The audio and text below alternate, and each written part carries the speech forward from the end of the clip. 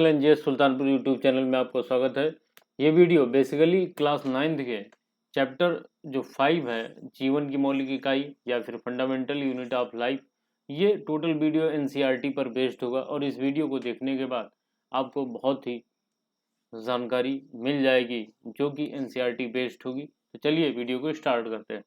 देखिए, बेसिकली पहला क्वेश्चन है, कोशिका की खोज किसने की थी? कोशिका का मतलब सेल, सेल की खोज किसने की थी?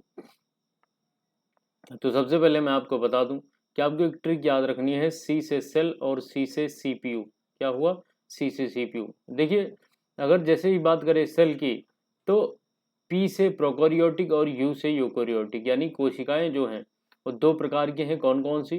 प्रोकैरियोटिक और यूकैरियोटिक। प्रोकैरियोटिक बेसिकली अनविकसित कोशिका होती है, अनडेवलप्ड होती है, जो कि यूकैरियोटिक एक डेवलप्ड कोशिका होती है जो डेवलप्ड जीवों में पाई जाती है। बेसिकली जो प्रोकैरियोटिक कोशिका होती है इसकी साइज 1 से 10 होती है, 10 माइक्रोन, और इसकी 1 से 5 से 100 होती है। तो बेसिकली इसकी साइज बहुत छोटी होती है। क्यों? क्योंकि प्रोकैरियोटिक का भाग है। और इसकी साइज बड़ी होती है। क्यों? क्योंकि यूकैरियोटिक का भाग है। अगर आप इसे याद करना चाहें तो 10 का आधा करेंगे तो क्या होगा? 10 का हाफ 5 होगा। और अगर इसी 10 को आप स्क्वायर कर दें, यानी 10 का स्क्वायर कर दें तो 100 होगा, और उसके बाद इसी से आप 100 याद रख सकते हैं। तो बेसिकली इसकी खोज एक वैज्ञानिक हुए जिनका नाम था रॉबर्ट हुक, उन्होंने की थी। अब आप इसे याद कैसे कर सकते हैं? आप इसे याद कर सकते हैं, देखिए, जब इन्होंने खोज की थी तो कोशिका बेसिकली मृत थी, यानी जीवित कोशिका नहीं थी। जीवित कोशिका पर इन्होंने खोज नहीं की थी, ये टहल रहे थे। कार्क की पतली काट में अनगढ़ सूक्ष्मदर्शी की सहायता से देखा था, यानी ये टहल रहे थे। पेड़, कार्क मतलब पेड़ की छाल में देखते हैं कि उसमें मधुमक्खी के छत्ते नुमा जो चीजें बनी थी, उन्हीं को इन्होंने लेंस की सहायता से देखा और कह दिया कि ये क्या है? सेल्स या कोशिकाएं। तो इन्होंने मृत कोशिकाओं की खोज की थी। आप याद कैसे कर सकते हैं? देखिए, अगर आप कपड़ा फैलाने जाते हैं तो कपड़ा क्या होता है? कपड़े में जान तो होती नहीं, कपड़ा एक मृत चीज है। और आप कपड़े में जो होता है उसमें आप हुक लगाते हैं, कपड़ा उड़े ना। तो आपको ऐसे ही याद कर लेना है कि जो मृत चीजें हैं उसके ऊपर हम हुक लगाते हैं, और इसीलिए रॉबर्ट हुक ने मृत कोश का खोज की थी। अगर पूछ ले आपसे जीवित कोश का खोज किसने की थी, तो जीवित से आप याद कर सकते हो। मान लो ये आपका खेत है, आपको पता है कि खेत में जानवर आते जाते रहते हैं। तो जानवर आते हैं तो फसलों को नुकसान पहुंचाते हैं, और लोग उसे क्या करने जाते हैं? हाँकने जाते हैं कि भाई हाँक दो, जानवर फसल को नुकसान न करे। तो बेसिकली जानवर क्या है? जीवित है। क्या है भाई? जानवर में जान होती है ना, तो जीवित है। और जीवित है तो इन्हें हम हाँकने जाते हैं। तो जब भी पूछ रहे जीवित कोशिका खोज किसने की थी, तो आपको तुरंत बता देना हाँकने से ल्यूबेन हॉक ने की थी। अब अगला क्वेश्चन है, कोशिका की जीवन की संरचनात्मक व क्रियात्मक इकाई क्यों कहते हैं? तो देखिए, कोशिका हमारे शरीर को आकार प्रदान करता है। जी हाँ, अगर आपका जो सेल्स नहीं होंगे तो आप शेप नहीं पाएंगे, इसलिए यह शरीर की संरचनात्मक इकाई है। और शरीर के सभी कार्य कोशिकीय स्तर पर होते हैं, इसीलिए यह शरीर का क्रियात्मक इकाई है। बेसिकली अगर मैं आपको समझाऊं तो देखिए, होता क्या है कि मान लो ये मेल है और ये है फीमेल। तो आपको पता है मेल का शुक्राणु होगा या स्पर्म होगा, और फीमेल का अंडाणु या ओवम होगा। और जब ये दोनों चीजें मिलती हैं तो जाइगोट बनता है। क्या बनता है? जाइगोट। अब देखिए, स्पर्म क्या है? स्पर्म एक सेल है। और ओवम क्या है? ओवम भी एक सेल है।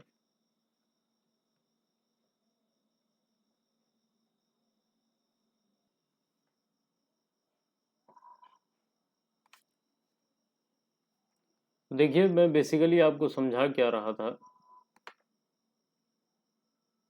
मैं ये बता रहा था कि मान लीजिए ये क्या है? ये कोई पुरुष है और ये है मान लो महिला है, फीमेल। तो स्पर्म जो होता है, स्पर्म पुरुषों से निकलता है, ओवम किससे निकलता है? महिलाओं से निकलता है। जब ये दोनों बनते हैं तो जाइगोट का निर्माण होता है। जो जाइगोट जब बनता है बच्चे, तो स्पर्म यानी एक सेल है और ओवम भी एक सेल है।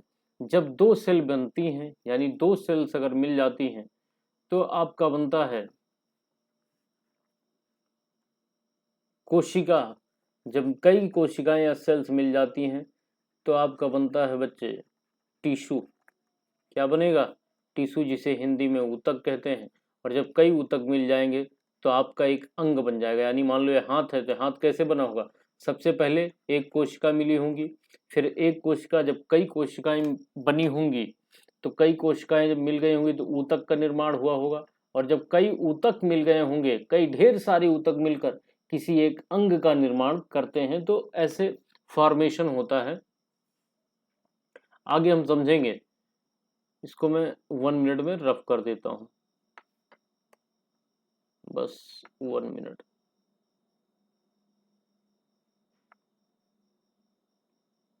चलिए,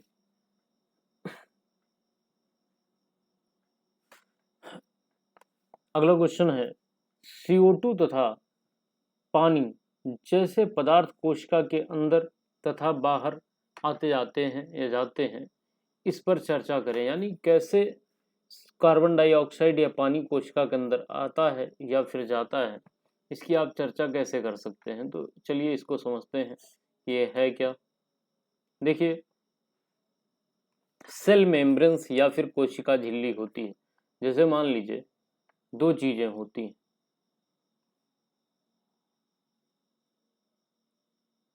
समझते हैं। जैसे देखिए, अगर आप बात करें कि प्लांट की, मान लो ये प्लांट है और ये एनिमल सेल्स हैं, एनिमल की सेल्स।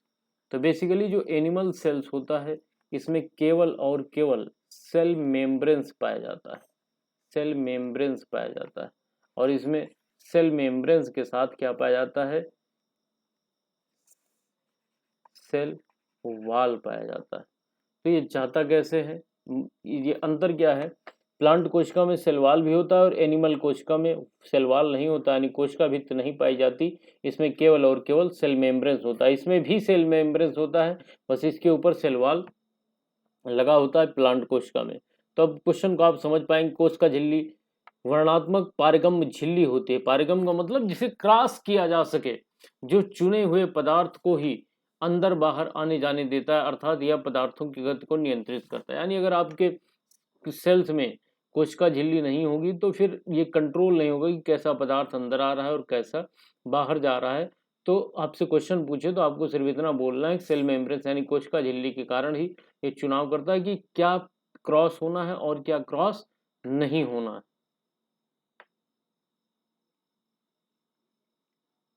अब थोड़ा सा और इसको समझने का प्रयास करते हैं कि ये कह क्या रहा है। देखिए, CO2 की गति बता रहा है कि कैसे कार्बन डाइऑक्साइड या CO2 गति होती है। देखिए, CO2 कोशिकाओं के अंदर उच्च सांद्रता में विद्यमान रहता है, क्योंकि कोशिकीय श्वसन के दौरान CO2 का निर्माण होता है। जब कोशिका के अंदर CO2 की सांद्रता अधिक बढ़ जाती है तो उस समय कोशिका के बाहर CO2 की सांद्रता कम हो जाती है। पदार्थ की गति के नियम के अनुसार पदार्थ उच्च सांद्रता से निम्न सांद्रता की ओर गति करता है। आपको हमेशा याद रखना है कि जो कोई पदार्थ है वो हमेशा हाई प्रेशर से लो प्रेशर की ओर मूव करता है। ये जैसे आप देखें, एयर है, अगर आप कहीं भी देखेंगे तो हवा जो होती है हमेशा हाई प्रेशर से लो प्रेशर की ओर मूव करती है। इसीलिए आप देखेंगे कि जो रेगिस्तान होते हैं उनमें दिन के समय हवाएं चलती रहती। क्यों? क्योंकि बेसिकली उसका रीज़न ये है कि वहाँ पर जो हवाएं मौजूद होती हैं, गर्मी के कारण उन हवाओं की नमी खत्म हो जाती है। जब उनकी नमी खत्म हो जाती है तो ग्रेविटेशनल फोर्स उनको बहुत ज़्यादा अपने पास खींच नहीं पाता है, क्योंकि नमी खत्म हो गई तो हवाएं हल्की हो गई, हल्की हो जाने के कारण वो ऊपर उठने लगती हैं। और जैसे ही ऊपर उठती हैं तो नीचे यहाँ पर क्या क्रिएट होता है? लो प्रेशर क्रिएट होता है। और जैसे ही लो प्रेशर क्रिएट होता है तो आसपास की हाई प्रेशर की हवाएं यहाँ पर भगना शुरू कर देते हैं। यही बातें कह रहा है कि जो उच्च सांद्रता से निम्न सांद्रता की ओर गति करते हैं, यानी हाई प्रेशर से लो प्रेशर की ओर गति करती हैं। गैसों के लिए यह गति विसरण कहलाता है। इस प्रोसेस को हम लोग क्या कहते हैं? विसरण कहते हैं। इसी विसरण की प्रक्रिया के द्वारा गैसीय पदार्थ जैसे CO2 तथा O2 कोशिका के अंदर और बाहर जाते हैं। तो जी हाँ, ये आपको याद रखना है कि CO2 और O2 कोशिका के अंदर और बाहर कैसे जाते हैं। तो आपको तुरंत बताना है कि विसरण प्रक्रिया के द्वारा ये अंदर और बाहर जाते हैं। अब कोई पूछे विसरण प्रक्रिया क्या है तो आपको बता देना है कि हमेशा जो पदार्थ होते हैं वो हाई प्रेशर से लो प्रेशर की ओर मूव करते हैं। उसके बाद है, चूंकि जब कोशिका के अंदर CO2 की सांद्रता अधिक बढ़ जाती है तो वह बाहर आ जाती है। क्यों? क्योंकि मान लो कोशिका के अंदर सांद्रता बढ़ जाएगी, यानी हाई प्रेशर हो जाएगा। तो जैसे हाई प्रेशर होगा तो हाई से बाहर फिर लो हो जाएगा, तो अंदर से चीजें बाहर आना शुरू हो जाएंगी। और यही अगर उल्टा होगा, जब O2 की सांद्रता बाहर बढ़ जाती है तो वह कोशिका के अंदर चला जाता है। बस इतना इसका मतलब है। यानी जिसकी सांद्रता बढ़ेगी, मान लो O2 की बाहर बढ़ गई, तो आपको पता है जैसे सांद्रता बढ़ेगी तो हाई प्रेशर बना, और चीजें हमेशा हाई से लो की ओर जाती हैं तो इधर चला आएगा। और एक समय ऐसा है, मान लो यहाँ पर हाई प्रेशर बना तो यहाँ से चीजें बाहर आने लगेंगी। बस यही ये चीज समझाना चाहता है। अब हम समझेंगे कि जल की गति कैसे इसको करती है। बस 1 मिनट में इसको मैं रफ कर दूं। जल की गति में समझाता हूँ, और ये जो रिलेशन है ये आपके लिए काफ़ी फायदेमंद साबित होगा। कम से कम इसको आप अगर 2 बार सुनते हैं तो आपकी चीज़ें बेहतर ही होने वाली हैं। चलिए, जल की गति को हम समझते हैं। जल भी ठीक उसी नियम का पालन करता है जो गैस करती हैं। कोशिकाओं में जल की गति परासरण की प्रक्रिया के द्वारा होता है। जल की गति परासरण प्रक्रिया द्वारा। अगर आपसे कोई पूछे O2 या CO2 तो विसरण प्रक्रिया के द्वारा, ये अंतर ही इसको आप याद रखिएगा। कभी कभी एग्जाम में सिर्फ इतना पूछ लेता है कि परासरण की प्रक्रिया के द्वारा किसका मूवमेंट होता है, तो आपको बताना है जैसे परासरण बोले तो आपको बोल देना है जल का, विसरण पूछे तो गैसों का। तो देखिए, कोशिकाओं में जल की गति परासरण की प्रक्रिया के द्वारा होता है। जब कोशिका के अंदर जल की सांद्रता अधिक हो जाएगी, समझना बात को, अगर मान लो जल की सांद्रता अधिक हो गई तो हाई प्रेशर बनेगा, तो ये क्या होगा, तो कोशिका के बाहर की सांद्रता ऑब्वियस सी बात है कम हो गई, तभी वहां पर हाई प्रेशर बना। और जैसे ये हाई से कम होगा तो फिर हाई से लो की तरफ इनका मूवमेंट होने लगेगा। वही चीज यहाँ पर लिखी है। तब पदार्थों की गति के नियम के अनुसार जल उच्च सांद्रता से निम्न सांद्रता की ओर गति करता है। और यही मान लो यहाँ पर लो हो जाएगा और बाहर हाई हो जाएगा, तो बाहर से यहाँ पर आने लगेगा। बस इतना सा मतलब है। इसीलिए आपने देखा होगा जैसे पसीना है जब गर्मी में क्यों आता है, जैसे देखा होगा आपने गर्मी में, आपको मैंने क्या बताया, जैसे बाहर गर्मी पड़ती है तो लो प्रेशर क्रिएट होगा, और लो प्रेशर क्रिएट होगा तो आपके अंदर हाई प्रेशर है, तो आपके अंदर का जो वाटर है वो बाहर आने लगता है, यानी पसीना आपका बाहर आने लगता है। तो आप कह सकते हैं कि जो पसीने का मूवमेंट हो परासरण की प्रक्रिया द्वारा होता है। अगर कोई कह दे कि आप ठंडी में एकदम बैठ के पसीना निकल जाए तो कभी निकलेगा? नहीं निकलेगा। क्यों? क्योंकि ठंडी में हाई प्रेशर क्रिएट होता है और गर्मी में लो प्रेशर होगा तो पसीना बाहर आ जाता है। अगला हम समझते हैं अगले क्वेश्चन को। अगला क्वेश्चन क्या कहता है? अगला क्वेश्चन है, प्लाज्मा झिल्ली को वर्णात्मक पारगम झिल्ली क्यों कहते हैं? तो ध्यान से सुनिएगा। देखिए, प्लाज्मा झिल्ली कुछ चुने हुए पदार्थों को ही अंदर अथवा बाहर जाने देती है तथा अन्य पदार्थों की गति को रोक लेती है। जैसे मान लीजिए आपकी ये कोशिका है, तो इसमें जो प्लाज्मा झिल्ली होती है ये क्या करती है, कुछ ऐसे जो पदार्थ हैं जो चुने हुए हैं किसके द्वारा, सेल्स के द्वारा, ये उन्हीं को अंदर जाने देगी, बाकी रोक लेगी। तो बाहर जा अंदर तथा बाहर जाने देती है तथा अन्य पदार्थों की गति को रोक लेती है। इसलिए कोशिका झिल्ली को वर्णात्मक पारगम झिल्ली भी कहते हैं। कुछ चुने हुए पदार्थ जैसे कार्बन डाइऑक्साइड तथा ऑक्सीजन कोशिका झिल्ली के आर पार विसरण प्रक्रिया द्वारा आ जा सकते हैं। ऊपर ही बता दिया कि कैसे, हमेशा विसरण की प्रक्रिया द्वारा, तथा आपका जो जल है वो परासरण की प्रक्रिया द्वारा आगे या अंदर बाहर होता है। अब हम समझेंगे आगे की चीजें। देखिए, अगला क्वेश्चन है, क्या आप दो ऐसे अंगों का नाम बता सकते हैं जिनमें अपना आनुवंशिक पदार्थ होता है? तो ऐसे दो अंग बताइए जिसमें आपका आनुवंशिक पदार्थ होता है। तो चंद कोशिका में माइटोकॉन्ड्रिया, आपको बता चुका हूँ, माइटोकॉन्ड्रिया में होता है, और पादप कोशिका में प्लास्टिड में होता है। प्लास्टिड जिसे हिंदी में वर्णक कहते हैं। क्या कहते हैं? वर्ण। देखिए, बेसिकली प्लास्टिड है क्या? प्लास्टिड क्या करता है, पौधों को रंग प्रदान करता है, जैसे हरे रंग, लाल रंग, ये सब क्या है, पौधों प्लास्टिड वर्णक के कारण होते हैं। अगर आप जंतु कोशिका में बात करें कि अनुवांशिक पदार्थ कहाँ होता है, तो जंतु कोशिका में अनुवांशिक पदार्थ माइटोकॉन्ड्रिया में, तथा पादप का मतलब होता है प्लांट्स या पेड़, जान लीजिए, प्लांट्स या पेड़।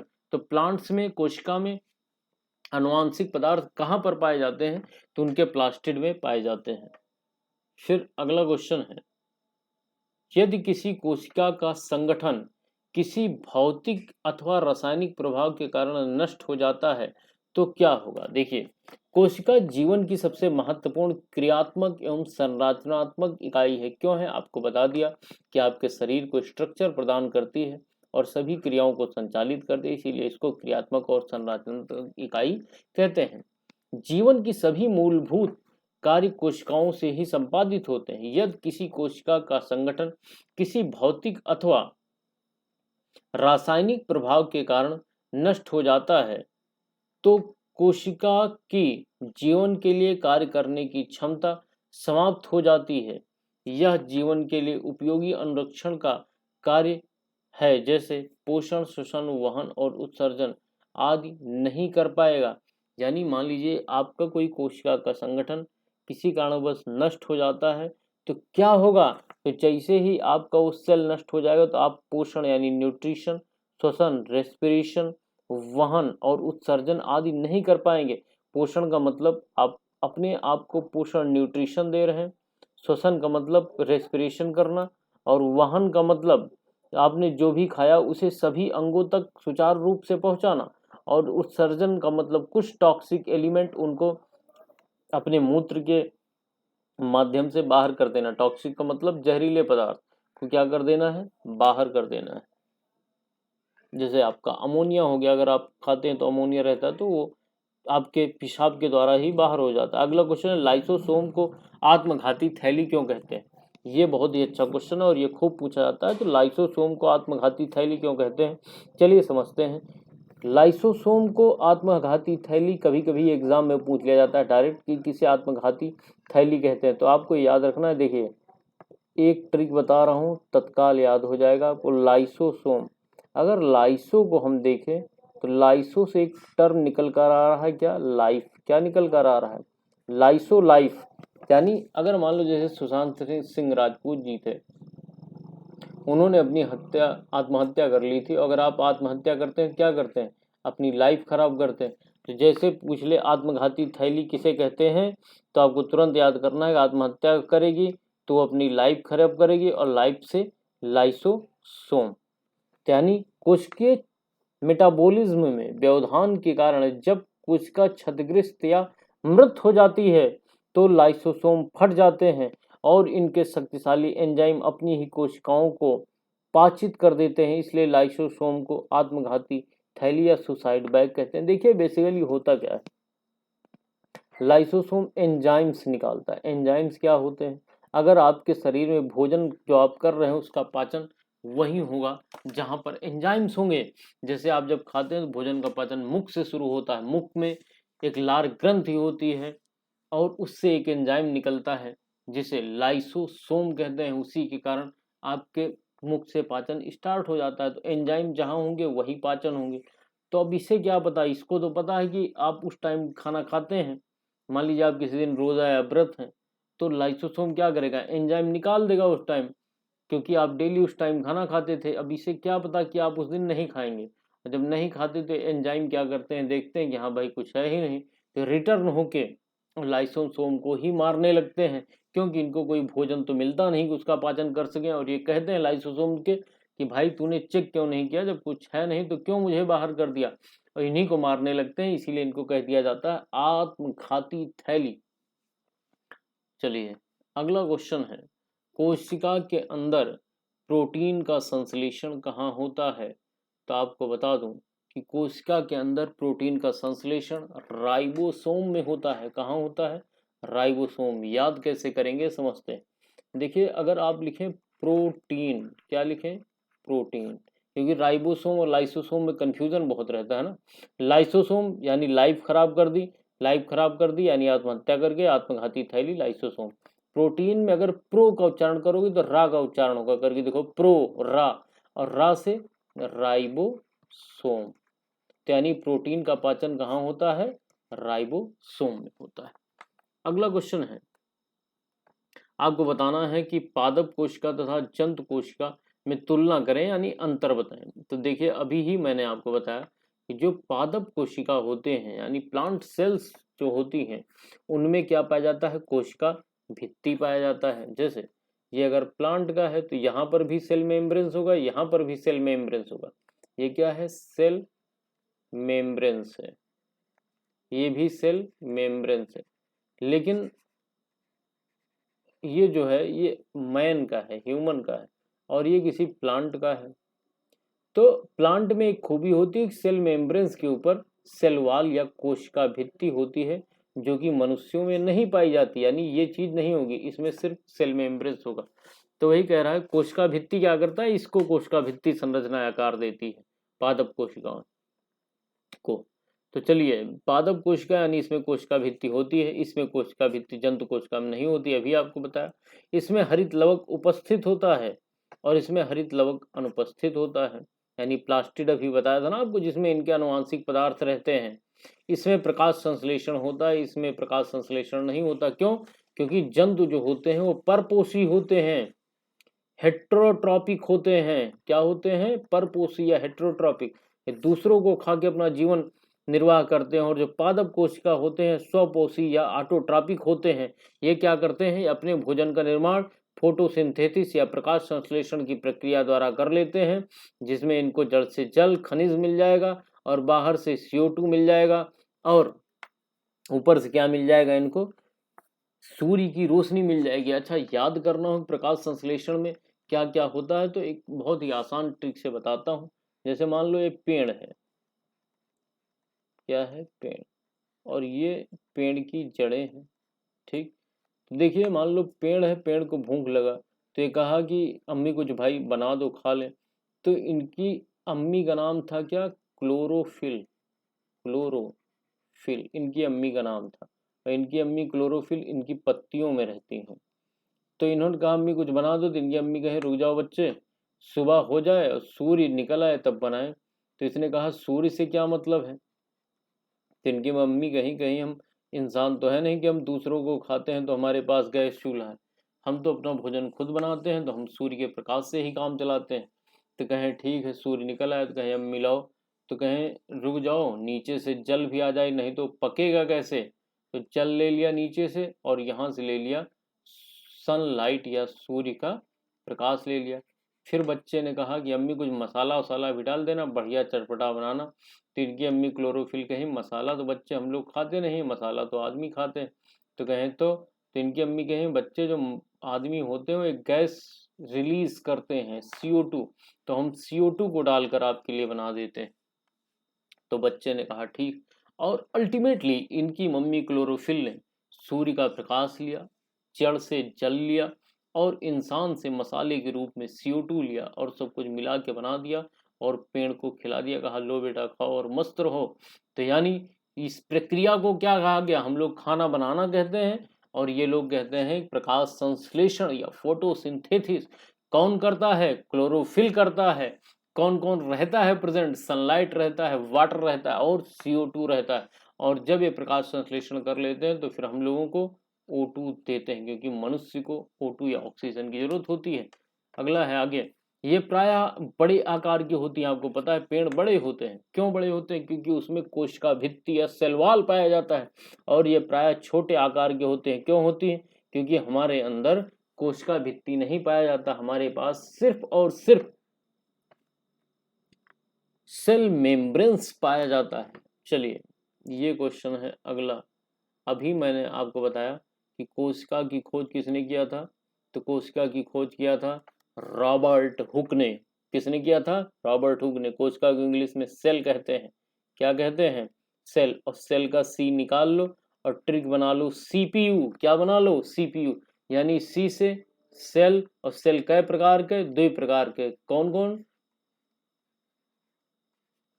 P से प्रोकैरियोटिक, U से यूकोरियोटिक, यानी कोशिकाएं। CPU याद कर लो, C से सेल कोशिका, P से प्रोकैरियोटिक, U से यूकोरियोटिक। अब देखो P पहले है, क्या है?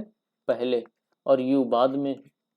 तो मान लो जैसे कोशिका है तो शुरू में कोई उतना डेवलप तो रहता नहीं, शुरू में इंसान गरीब ही रहता है और धीरे धीरे परिश्रम करके वो बड़ा आदमी बनता है। तो इससे आप याद रख पाओगे, क्योंकि प्रोकैरियोटिक पहले है तो प्रोकैरियोटिक हमेशा यूकैरियोटिक से कम होगा। कैसे कम होगा चलिए देखते हैं।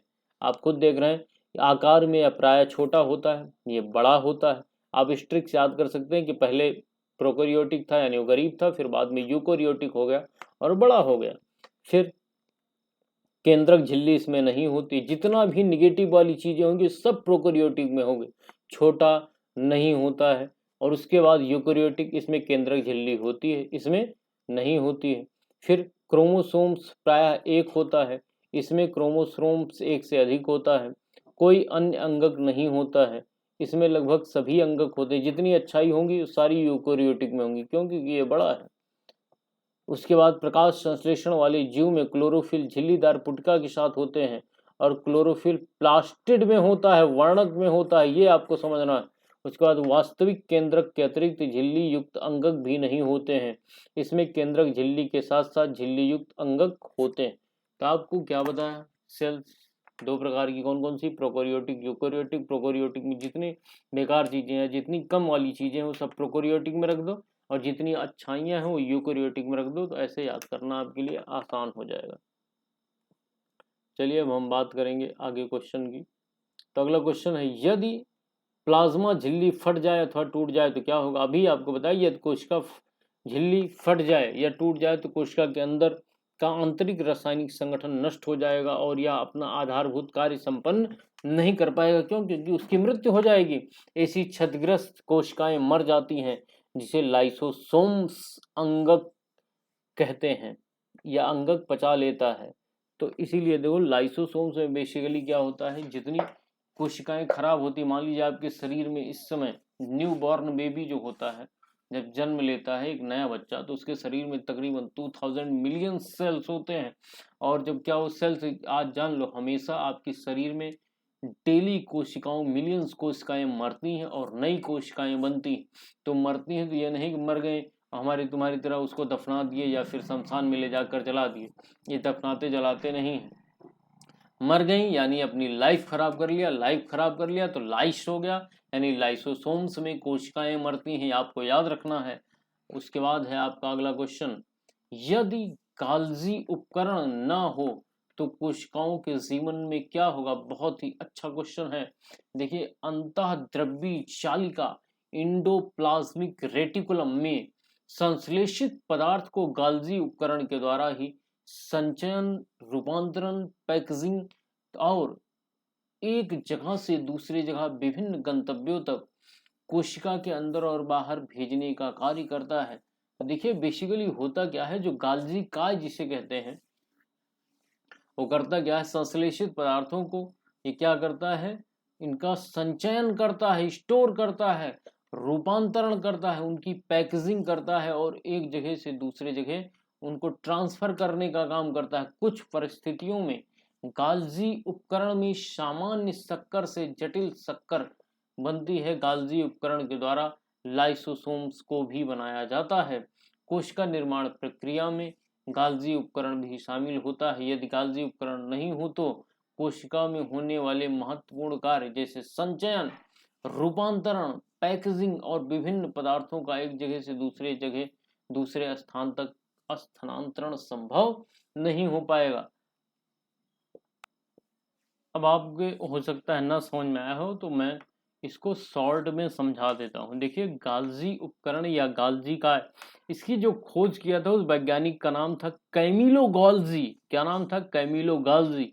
देखिए, इसका जो मेन कार्य होता है, आवश्यक प्रमुख कार्य, वो होता है हार्मोन तथा एंजाइम का श्रावण करना। जी हाँ, ये एंजाइम का श्रावण करते हैं तथा भोज्य पदार्थों की पैकेजिंग करना तथा अनावश्यक पदार्थों का उत्सर्जन करना। मान लीजिए आपने कुछ खा लिया है और उसमें कोई आपके इस्तेमाल वाली चीजें नहीं, अनरिक्वायर्ड एनिमेंट हैं, अनावश्यक पदार्थ हैं, तो उनको ये क्या करेगा, बाहर कर देगा। इसीलिए आपको एक फैक्ट बताता हूं कि जो गाल्जी काय है, इसको क्या कहते हैं, इसको ट्रैफिक पुलिस ऑफ सेल्स भी कहा जाता है। लिख लीजिए, ट्रैफिक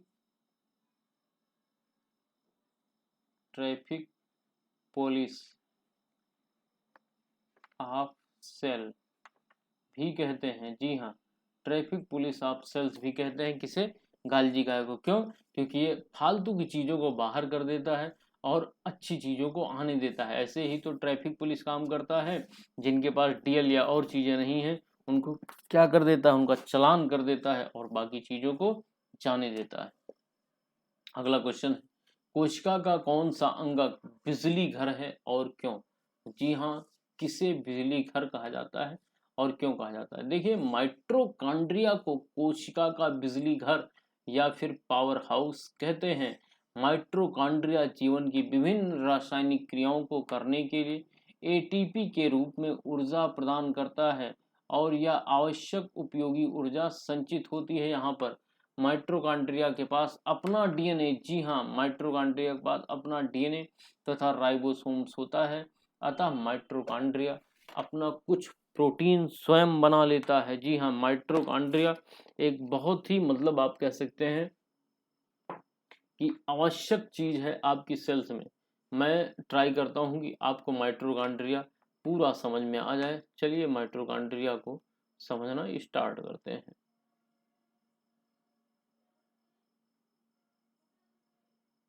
देखो बच्चों, बेसिकली माइटोकॉन्ड्रिया एक कोशिकांग है जिसकी जो खोज हुई थी, इसकी खोज एक वैज्ञानिक थे कोलिकर। क्या थे? कोलिकर। उन वैज्ञानिक ने माइटोकॉन्ड्रिया की खोज की थी।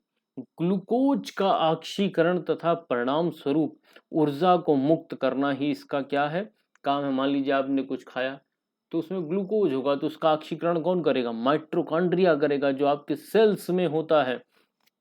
और उसको जब ऑक्सीकरण कर लेगा तो उससे क्या निकलेगी? एनर्जी निकलेगी या ऊर्जा निकलेगी, जो माइटोकॉन्ड्रिया में एटीपी के रूप में होता है। अब आपके दिमाग में होगा कि एटीपी का फुल फॉर्म क्या है, तो एटीपी का फुल फॉर्म है adenosine triphosphate. Adenosine triphosphate ATP का फुल फॉर्म होता है, एटीपी के रूप में स्टोर होता है। तो कोई आपसे पूछे कि चलो भैया बता दिया कि आपने माइटोकॉन्ड्रिया को पावर हाउस कहा जाता है, चलो मैंने मान लिया माइटोकॉन्ड्रिया को पावर हाउस कहा जाता है, लेकिन उसमें जो ऊर्जा होती है वो किस रूप में संरक्षित होती है? तो तुरंत आपको बताना है कि उसमें ऊर्जा एटीपी के रूप में संरक्षित होती है। इसलिए माइटोकॉन्ड्रिया को पावर हाउस कहते हैं। क्या कहते हैं? पावर हाउस किसे कहते हैं? माइटोकॉन्ड्रिया। माइटोकॉन्ड्रिया को पावर हाउस कहा जाता है। अब आप भूल जाओ तो सिंपल सा याद रखो भाई, पावर हाउस। क्या? Power house. अब पावर हाउस में आपको पता है बहुत सारे मोटर होते होंगे। क्या होते होंगे? मोटर होते होंगे, क्योंकि मोटर लगेगा तभी पावर हाउस चलेगा। तो माँ से मोटर और माँ से माइटोकॉन्ड्रिया। तो जैसे पूछ ले किसे ऊर्जा का पावर हाउस कहा जाता है, तुम्हें तुरंत दिमाग में लाना है पावर हाउस में बहुत सारे मोटर लाग होते। अब मोटर लाग होती है यानी माइटोकॉन्ड्रिया होता है। क्यों? क्योंकि माँ से मोटर, माँ से माइटोकॉन्ड्रिया। चलिए अगले क्वेश्चन की ओर बढ़ते हैं। देखिए अगला क्वेश्चन है, कोशिका झिल्ली को बनाने वाले लिपिड तथा प्रोटीन का संश्लेषण कहाँ होता है? अच्छा क्वेश्चन है। देखिए, जो कोशिका झिल्ली होती हैं उनको बनाने वाले लिपिड तथा प्रोटीन का संश्लेषण अंतःप्रदब्बी जालिका या फिर आपका किसमें? एंडोप्लाज्मिक रेटिकुलम में होता है। और इसके दो भाग होते हैं। मैं आपको थोड़ा बता दूं कि अगर अंतःप्रदब्य जालिका की बात करें, एंडोप्लाज्मिक रेटिकुलम की बात करें, तो इसकी खोज के.आर. पोर्टर ने की थी। देखिए मैं आपको बहुत ही अच्छे अच्छे पॉइंट बता रहा हूँ, ये हर जगह नहीं मिलता कि इंडोप्लाज्मिक रेटिकुलम की खोज किसने किया था? के.आर. पोर्टर नामक वैज्ञानिक ने किया था। ये करता क्या है चलिए ये समझते हैं, किताबी ज्ञान को छोड़िए और मेन चीज को समझिए। तो देखिए जो इंडोप्लाज्मिक रेटिकुलम या अंतःप्रदब्य जालिका होता है, ये कोशिकाओं को यांत्रिक सहारा देता है। यह प्रोटीन के निर्माण में भी सहायक होता है। मान लीजिए आपकी कोशिका में प्रोटीन का निर्माण होना है तो उसके निर्माण में भी ये क्या करता है? थोड़ा सा सहायक होता है। लेकिन अगर राइबोसोम, तो राइबोसोम प्रोटीन का निर्माण करता है और प्रोटीन की फैक्ट्री पूछ लिया जाता है किसे कहते हैं, तो प्रो में रा लग रहा है उच्चारण में, तो राइबोसोम। लेकिन इंडोप्लाज्मिक रेटिकुलम भी थोड़ा बहुत मात्रा में प्रोटीन का निर्माण करता है।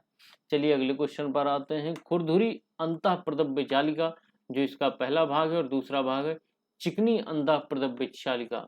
तो देखिए, जो कोशिका झिल्ली को बनाने वाले प्रोटीन का संश्लेषण करता है, और अगला है यह कोशिका झिल्ली बनाने वाले वसा अर्थात लिपिड का संश्लेषण करता है। वसा का मतलब जो फैट्स होते हैं, आपने घी या तेल वाली चीजें जो है उन्हें कहते हैं।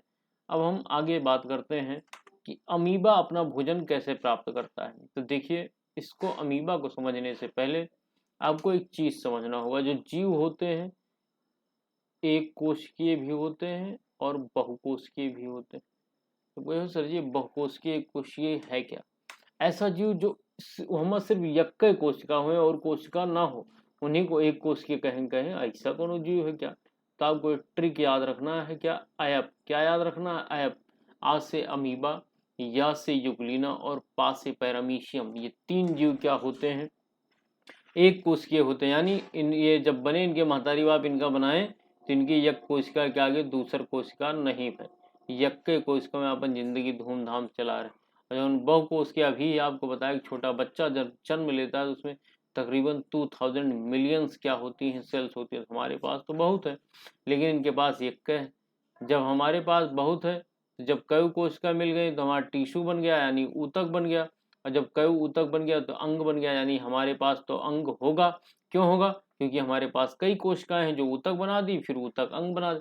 लेकिन जब इनके लगे यक्के कोशिका है और कोशिका ये नहीं है, तो ऊतक नहीं बनेगा। ऊतक नहीं बनेगा तो फिर अंग कहाँ से बनेगा? तो इसीलिए जो अयफ है, यानी अमीबा, यूग्लिना और पैरामीशियम, ये एक कोशिकीय जीव हैं और इनके अंदर अंग नहीं पाए जाएंगे। तो अंग ना पाए जाए तो फिर ये खाना वाना कैसे खाएं? आप तो बता रहे हो जीव है यानी जिंदा है, तो वही समझना है बच्चे। अमीबा अपना भोजन एंडोसाइटोसिस प्रक्रिया से प्राप्त करता है।